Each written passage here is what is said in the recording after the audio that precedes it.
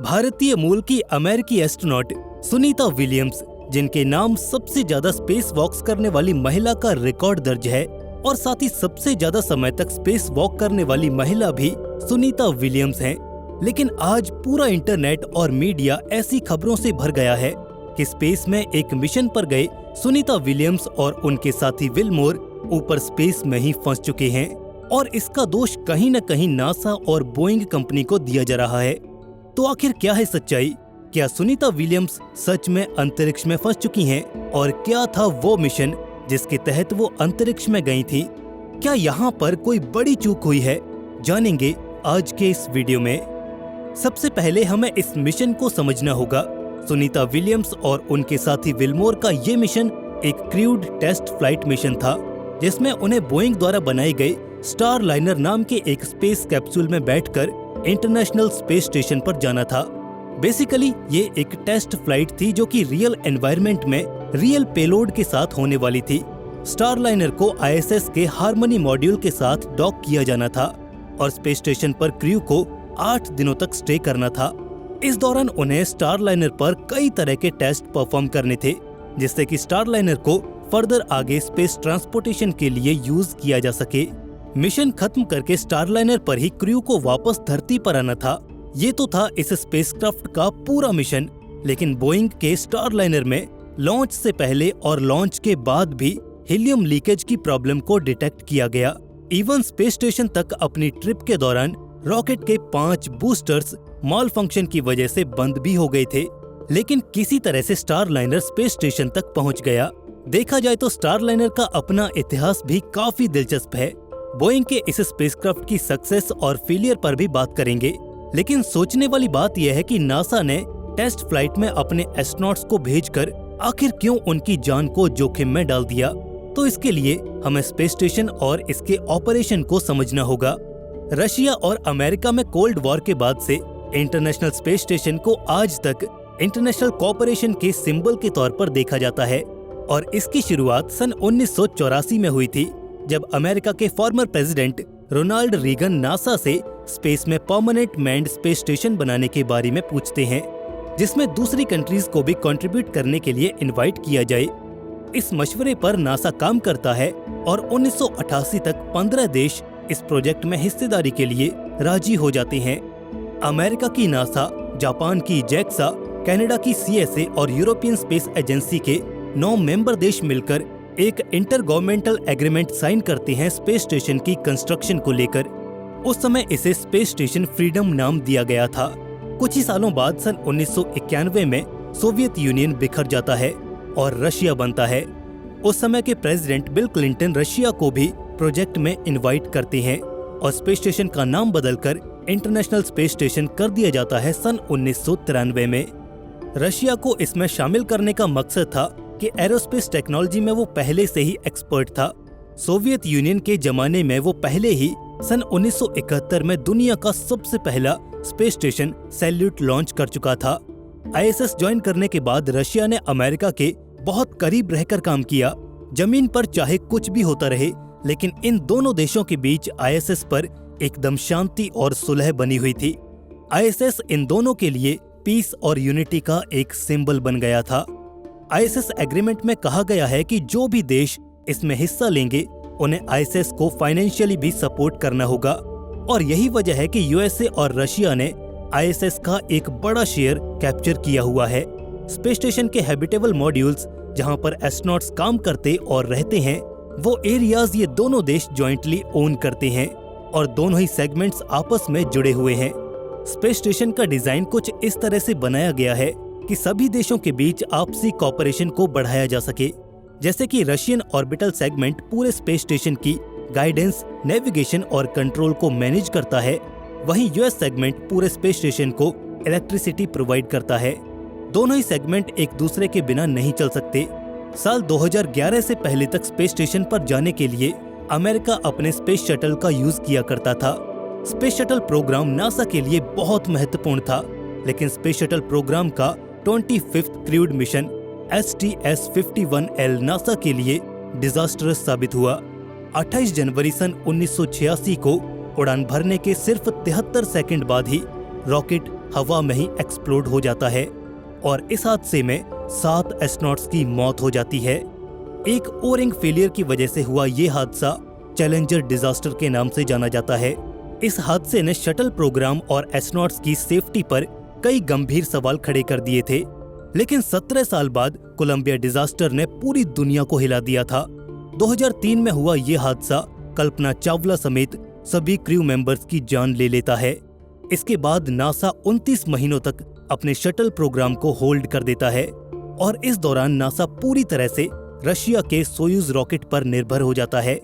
इसके साथ ही president George Bush 2004 में अनाउंस करते हैं कि शटल प्रोग्राम को 2010 तक बंद कर दिया जाएगा और चांद पर जाने के प्लान पर काम किया जाएगा। To gain a new foothold on the moon and to prepare for new journeys to the worlds beyond our own.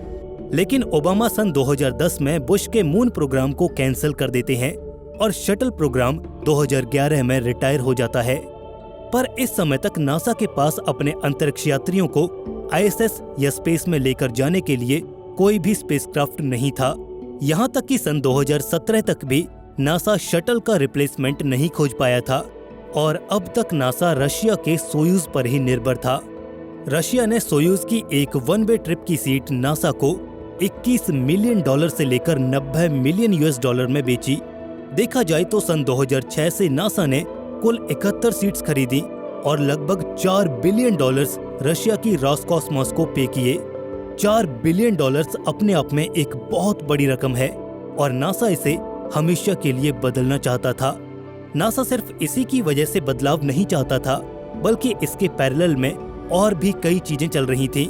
फरवरी सन 2004 में रशिया क्रीमिया को इन्वेड कर देता है, जिससे नाखुश होकर अमेरिकी सरकार रशिया पर इकोनॉमिक सैंक्शंस लगा देती है। बदले में रशिया G8 से खुद को अलग कर लेता है। We are imposing sanctions on specific individuals responsible for undermining the sovereignty, territorial integrity and government of Ukraine. अब अमेरिकी टॉप लीडरशिप को ये डर सताने लगा था कि कहीं ये लड़ाई स्पेस तक न चली जाए। रशियन डिप्टी प्राइम मिनिस्टर ने तो ट्वीट करके अमेरिका को धमकी तक दे दी थी कि वो अमेरिकी एस्ट्रोनॉट्स को अपनी सोयूज की फ्यूचर ट्रिप से एक्सक्लूड कर देंगे। ये धमकी नासा के लिए एक चेतावनी थी कि जल्द से जल्द खुद का एक ट्रांसपोर्टेशन सिस्टम बनाया जाए। साल 2014 में ही नासा ने अपने कमर्शियल क्रू प्रोग्राम के तहत बोइंग और स्पेसएक्स को स्पेस कैप्सूल बनाने के लिए सिलेक्ट कर लिया था। इस पर डेवलपमेंट शुरू हुई और 2020 में स्पेसएक्स ने ड्रैगन क्रूड मिशन लॉन्च करके अमेरिकी सरजमी से लॉन्च करने का नासा का सपना पूरा कर दिया। वहीं बोइंग ने स्टारलाइनर नाम का स्पेसक्राफ्ट तैयार किया, जिसे सन 2017 में लॉन्च किया जाना था, लेकिन डिलेज के चलते और कोविड पैंडेमिक की वजह से इसका लॉन्च जुलाई सन 2023 तक डिले हो गया। इसी बीच फरवरी सन 2022 में रशिया ने यूक्रेन को भी इन्वेड कर दिया, लेकिन इस बार इसकी चिंगारी स्पेस स्टेशन तक भी पहुंच गई। जुलाई सन 2022 में 3 रशियन कॉस्मोनॉट्स ने लुहांस्क रीजन का फ्लैग दिखाते हुए फोटोज रिलीज की। लुहांस्क रीजन यूक्रेन का पार्ट है, लेकिन कॉस्मोनॉट्स इसे इंडिपेंडेंट दिखा रहे थे और ये एक तरह से पुतिन के यूक्रेन पर इन्वेजन का फेवर कर रहे थे। ये तस्वीर वाकई डिसअपॉइंट करने वाली थी। पुतिन अपने पॉलिटिकल एजेंडाज को प्रमोट करने के लिए रॉसकॉस्मोस, अपने कॉस्मोनॉट्स और सबसे बड़ी बात इंटरनेशनल स्पेस स्टेशन को यूज कर रहे थे। एक जगह जो हमेशा से पीस का सिंबल मानी जाती थी, उसे इमोरल और इलीगल वार को प्रमोट करने के लिए प्लेटफॉर्म के तौर पर यूज नहीं करना चाहिए। नासा और ESA ने अपने सभी रिलेशंस रॉसकॉस्मोस के साथ खत्म कर दिए। रशिया ने भी सन 2024 तक स्पेस स्टेशन छोड़ने के लिए कह दिया था, लेकिन फिर सन 2028 तक अपने इस प्लान को उन्होंने एक्सपेंड कर दिया है। सारे टाइप्स खत्म होने के बाद एस्ट्रोनॉट्स को स्पेस तक ले जाने के लिए नासा को जल्द ही ऑप्शंस चाहिए थे। ड्रैगन सफल रहा, लेकिन बोइंग में अभी भी प्रॉब्लम्स आ रही थी। 1 जून सन 2023 को बोइंग अनाउंस करता है कि पैराशूट हार्नेस और वायरिंग में लगी फ्लेमेबल टेप में प्रॉब्लम्स की वजह से लॉन्च और डिले हो जाएगा। 7 अगस्त सन 2023 को बोइंग अनाउंस करता है कि सितंबर सन 2023 तक फ्लेमेबल टेप और नवंबर तक पैराशूट हार्नेस से जुड़ी प्रॉब्लम्स को ठीक कर लिया जाएगा और फिर लॉन्च की तैयारियां शुरू कर दी जाएंगी। क्रू टेस्ट फ्लाइट को 6 मई सन 2024 को लॉन्च करने के लिए शेड्यूल कर दिया गया, लेकिन उस दिन लॉन्च से महज 2 घंटे पहले ही लॉन्च को कैंसिल कर दिया गया क्योंकि यूएलए के एटलस रॉकेट में ऑक्सीजन वाल्व से जुड़ी कोई प्रॉब्लम आ गई थी। उसी दिन 6 मई को ही लॉन्च अटेम्प्ट के दौरान स्टारलाइनर के सर्विस मॉड्यूल में हीलियम लीकेज को भी खोजा गया। So after testing all 8 of Starliner's helium manifolds, we found the leak was isolated to one flange and one of the spacecraft's 28 RCS thrusters, or reaction control system thrusters, which are used basically to make small adjustments while we're on orbit for the vehicle. इसी वजह से launch को एक बार फिर से delay करना पड़ा। 1 जून सन 2024 को दोबारा से लॉन्च अटेम्प्ट किया गया, लेकिन इस बार लिफ्ट ऑफ से महज 3 मिनट 50 सेकंड पहले ही लॉन्च को रोक दिया गया। प्रॉब्लम हीलियम लीकेज ही थी। 4 दिन बाद 5 जून सन 2024 को भी यही प्रॉब्लम देखने को मिली, लेकिन उसे अनदेखा करके लॉन्च कर दिया गया। लॉन्च एकदम सफल रहा और यही वो स्पेसक्राफ्ट था जिसमें सुनीता विलियम्स और विल मोर स्पेस स्टेशन पर गए हैं। रास्ते में हीलियम लीकेज के अलावा रॉकेट के 28 में से 5 थ्रस्टर्स भी बंद हो गए थे, लेकिन स्पेसक्राफ्ट सफलतापूर्वक स्पेस स्टेशन के हार्मोनी मॉड्यूल से डॉक हो जाता है। अब अपडेट यह है कि सुनीता विलियम्स और विल मोर स्पेस स्टेशन पर हैं। वहां पहले से मौजूद 7 और एस्ट्रोनॉट्स के साथ दोनों क्रू मेंबर्स पूरी तरह से सुरक्षित हैं। वो आउटर स्पेस में कहीं नहीं फंसे हैं, बल्कि एक सुरक्षित स्थान पर हैं, जहां उनके पास रहने, खाने पीने का हर सामान मौजूद है। कम्युनिकेशन और बाकी जरूरत की सारी चीजें पर्याप्त मात्रा में मौजूद हैं। ये मिशन तो सिर्फ 8 दिनों का था। 14 जून को स्टारलाइनर को वापस आना था, लेकिन 14 जून और 26 जून ये 2 डेट्स निकल चुकी हैं। स्टारलाइनर आईएसएस से अनडॉक नहीं हुआ है। फिलहाल अनिश्चित समय के लिए एस्ट्रोनॉट्स के वापस आने के मिशन को टाल दिया गया है, क्योंकि नासा और बोइंग हीलियम लीकेज, थ्रस्टर माल फंक्शन और बाकी हार्डवेयर में आने वाली प्रॉब्लम्स को समझ रहे हैं। नासा पहले ये पक्का कर लेना चाहता है कि री-एंट्री के वक्त कोई अनहोनी घटना न हो जाए। वैसे बोइंग ऑफिशियल्स का कहना है कि स्टारलाइनर अभी भी एस्ट्रोनॉट्स को वापस धरती पर ला सकता है बिना किसी चिंता के, लेकिन फिर भी हम अपना समय ले रहे हैं और ऐसी कोई भी घटना न हो, इसीलिए प्रॉब्लम को समझने का प्रयास किया जा रहा है। बोइंग का कहना है कि लीकेज के बावजूद भी स्पेसक्राफ्ट में अभी भी जरूरत से 10 गुना ज्यादा हीलियम मौजूद है, इसीलिए हीलियम की चिंता नहीं है। लेकिन इंजीनियर्स ये सुनिश्चित करना चाहते हैं कि जब सिस्टम दोबारा से प्रेशराइज होगा तो लीकेज कहीं ज्यादा बड़ा न हो जाए। थ्रस्टर्स को लेकर अपडेट ये है कि 5 बंद पड़े थ्रस्टर्स में से 4 दोबारा से शुरू हो चुके हैं, लेकिन उनके पावर लेवल्स एक्सपेक्टेड से काफी कम है। लेकिन अनडॉकिंग और री-एंट्री के लिए ये काफी है। 5वां थ्रस्टर शुरू नहीं हो सका क्योंकि उसकी पास्ट परफॉर्मेंस ने दिखाया कि वो असल में फेल हो चुका है। इंजीनियर्स देखना चाहते हैं कि 5 थ्रस्टर्स में ऐसा क्या हुआ था कि वो फेल होने की कगार पर पहुंच गए थे, लेकिन इसके बाद भी हम एक सेफ री-एंट्री कर सकते हैं। हाल ही में एक रशियन सैटेलाइट जो कि स्पेस स्टेशन से थोड़ा नीचे ऑर्बिट कर रहा था, वो करीब 100 टुकड़ों में टूटकर बिखर गया है। सभी 100 टुकड़ों को ट्रैक कर लिया गया है और स्पेस स्टेशन के सभी मेंबर्स को तुरंत अपने अपने काम छोड़कर रिस्पेक्टिव स्पेसक्राफ्ट में बैठने को कहा गया। 3 एस्ट्रोनॉट सोयूज में जाकर बैठ गए, 4 एस्ट्रोनॉट ड्रैगन में जाकर बैठे, सुनीता और विल मोर अपने स्टारलाइनर में जाकर बैठ गए। अगर उस टूटे हुए सैटेलाइट से कुछ डैमेज होता तो उन सभी को इमीडिएटली वहां से निकलने के ऑर्डर दिए गए थे, लेकिन 1 घंटे बाद सब कुछ ठीक हुआ तो एस्ट्रोनॉट्स को वापस अपने काम पर जाने के ऑर्डर्स दे दिए गए। यहाँ से पता चलता है कि अगर स्टारलाइनर दोनों क्रू मेंबर्स को वापस लाने में सक्षम न होता तो उन्हें ड्रैगन या फिर सोयूज में बैठने को कहा जाता, लेकिन वो दोनों स्टारलाइनर में बैठे थे, जिसका मतलब यह है कि स्टारलाइनर अभी भी किसी भी इमरजेंसी सिचुएशन में री-एंट्री कर सकता है। दोनों क्रू मेंबर्स आईएसएस पर हैं और वो वापस नहीं आ रहे हैं। तो इसका सीधा सा कारण बस ये है कि ये एक टेस्ट फ्लाइट थी। गड़बड़ियों का पता लगाना भी इसका एक मिशन था और फिर ऐसी गड़बड़ियों का पता लगाकर फ्यूचर की फ्लाइट्स को और भी सेफ बनाया जा सकता है।